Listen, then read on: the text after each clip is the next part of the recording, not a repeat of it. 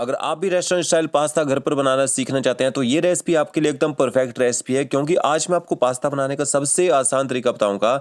इस तरह से आप ये पास्ता सिर्फ और सिर्फ 15 से 20 मिनट में घर पे बना सकते हैं। तो चलिए रेसिपी शुरू करते हैं।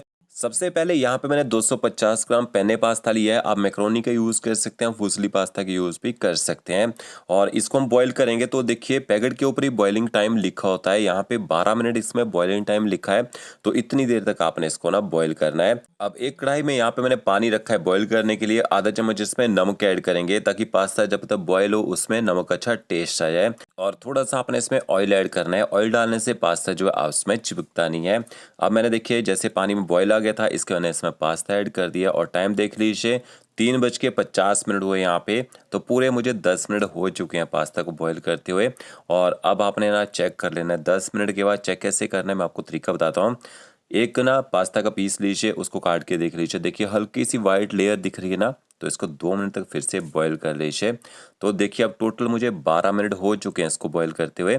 और इसको काट के देखते हैं तो ये लेयर जो है ख़त्म हो जानी चाहिए। इसके बाद आपने ना पास्ता को यहाँ पे छान लेना है, पानी में नहीं छोड़ना है। और जब आप पास्ता को छानेंगे इसके ऊपर ना थोड़ा सा ऑलिव ऑयल लगा दीजिए और अच्छी तरह से मिक्स कर लीजिए।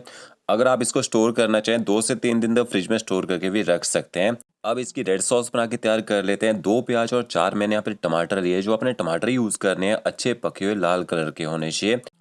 और टमाटर की डंठल वाली साइड से आपने इसकी आइस जो हटा देनी है, ऊपर इस तरह से छोटा सा कट लगा दीजिए। और जो प्याज है इसको आपने ना फाइन चॉप कर लेना है। ये देखिए इस तरह से इसको चॉप कर लीजिए। जो टमाटर है, अगर आपको लंबे वाला टमाटर भी लेना, हाइब्रिड का टमाटर, उसका यूज़ कीजिएगा, उससे अच्छा टेस्ट आता है सॉस में। तो प्याज को मैंने चॉप कर लिया है। अब पास्ता का जो हमने पानी रखा था उसको फेंका नहीं था, तो इस पानी को मैंने फिर से कढ़ाई में डाल दिया क्योंकि गर्म पानी है। तो इसी में आपने ना टमाटरों को यहाँ पे ब्लांच करना है। कितनी देर ब्लांच करना है? सिर्फ 2 से 3 मिनट तक इनको ब्लांच करना होता है।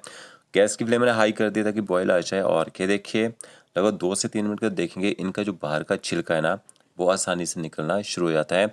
तो इसी पानी में बॉईल करेंगे ना, आपकी गैस भी बचेगी और टाइम भी बचेगा यहाँ पे। अब देखिए छिलका निकलना यहाँ पे शुरू हो चुका है। इसको आप ना ठंडे पानी में डाल दीजिए। जैसे टमाटरों को ठंडे पानी में डालेंगे, टमाटर एकदम से ठंडे हो जाएंगे। तो साथ साथ में आपने टमाटर का जो छिलका है उसको आपने उतार लेना है। छिलके का आपने यूज़ नहीं करना है, नहीं तो कलर अच्छा नहीं आता है सॉस में। और फिर आपने टमाटरों को ना ग्राइंड कर लेना है यहाँ पे। तो शॉर्टकट बता रहा हूँ, हम इनको ना चॉप करके भी डालते हैं, बट इस तरह से आप बनाएंगे ना टेस्ट देखिएगा, ज़बरदस्त टेस्ट आएगा। कि देखिए टमाटरों की मैंने प्यूरी बना ली है। अब इसके बाद आपने ना एक पैन लेना है। तो यहाँ मैंने स्टेनलेस स्टील का पैन लिया है, उसमें 1 बड़ा चम्मच ऑलिव ऑयल ऐड करेंगे। ऑलिव ऑयल ना हो आप कोई भी वेजिटेबल ऑयल का यूज़ यहाँ पे कर सकते हैं। हल्का सा ऑयल जैसे गर्म हो जाएगा, 1 छोटा चम्मच आपने इसमें बारीक कटा हुआ लहसुन ऐड करना है। और गैस की फ्लेम आपने मीडियम रखनी है। मीडियम फ्लेम में लहसुन को थोड़ी देर यहाँ पे पका लीजिए।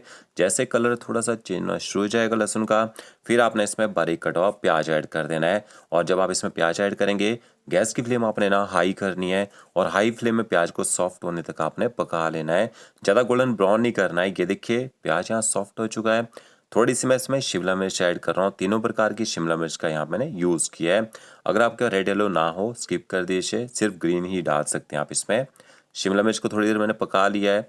फिर आपने इसमें टमाटरों की जो प्यूरी बना के रखी होगी वो ऐड कर देनी है। आधा चम्मच आप इसमें नमक ऐड कर दीजिए। और आधा चम्मच आपने इसमें कश्मीरी लाल मिर्च पाउडर ऐड करना है। इससे एक अच्छा कलर आएगा हमारी सॉस जो बन के तैयार होगी।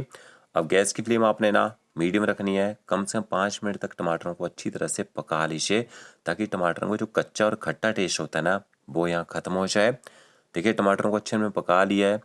1 क्यूब मैंने इसमें बटर का ऐड किया है। साथ में 1 छोटा चम्मच इसमें ऑरिगेनो ऐड करेंगे। आधे से कम चम्मच इसमें चिली फ्लेक्स ऐड करेंगे। अगर ये पास्ता आप बच्चों के लिए बना रहे हैं तो आपने चिली फ्लेक्स का यूज़ बिल्कुल कम करना है यहाँ पे। तो चिली फ्लेक्स और ऑरिगेनो को भी अच्छी तरह से मिक्स कर लीजिए। और ये देखिए अब टमाटर बिल्कुल ड्राई हो चुके हैं और इनका जो कच्चा और खट्टा टेस्ट है ना, वो ख़त्म हो चुका है। अब आपने क्या करना है, 1 बड़ा चम्मच आप इसमें टोमेटो सॉस ऐड कर दीजिए। टोमेटो सॉस से एक खट्टा मीठा चटपटा सा टेस्ट आ जाएगा। और टोमेटो सॉस को भी अच्छी तरह से आपने मिक्स कर लेना है। तो देखिए टोमेटो सॉस डालने से जो सॉस की क्वांटिटी है ना, वो भी यहाँ पे बढ़ चुकी है।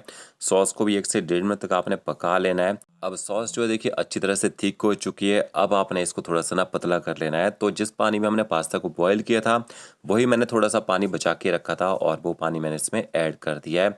तो अब आपने देखिए इतनी थिकनेस रखनी है सॉस में। फिर आपने इसमें ना थोड़े से पार्सले है तो डाल दीजिए, नहीं तो इसकी जगह आप घर में हरा धनिया का यूज़ भी कर सकते हैं।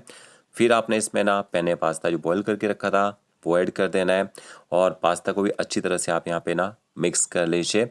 और गैस की फ्लेम आपने ना मीडियम रखनी है, ज़्यादा तेज़ गैस में अब आपने इसको ना पकाना नहीं है, क्योंकि पास्ता अच्छी तरह से बॉयल हो चुका है। ज़्यादा आप इसको पकाएंगे तो ये टूटना शुरू हो जाता है। अब इसके ऊपर अच्छी पकड़ लाने के लिए आपने इसमें थोड़ा सा प्रोसेस चीज़ ऐड करना है। अगर आपके प्रोसेस चीज़ ना हो, चीज़ स्लाइस का यूज़ कर सकते हैं, उनको छोटे छोटे टुकड़ों में तोड़ के डाल सकते हैं। और 1 चम्मच आपने इसमें क्रीम का ऐड कर देना है। अब चीज़ और क्रीम को भी अच्छी तरह से आपने ना मिक्स कर लेना है और गैस की फ्लेम आपने मीडियम ही रखनी है, तेज़ गैस में नहीं पकाना है। तो ये देखिए क्रीम से एक बहुत ही बढ़िया टेस्ट आ जाएगा और चीज़ से पास्ता के ऊपर सॉस की ना एक अच्छी कोटिंग आ जाएगी। तो इस तरह से आप ये पेने पास्ता बना के देखिए, बहुत ही ज़बरदस्त बनेगा। आप इसका गार्लिक ब्रेड सर्व कर सकते हैं, इस तरह से खाना चाहिए तो इस तरह से भी खा सकते हैं। तो फ्रेंड्स वीडियो अच्छा लगा होगा लाइक शेयर कमेंट जरूर कीजिएगा। ओके फ्रेंड्स, मिलते हैं नए वीडियो के साथ। Thank you.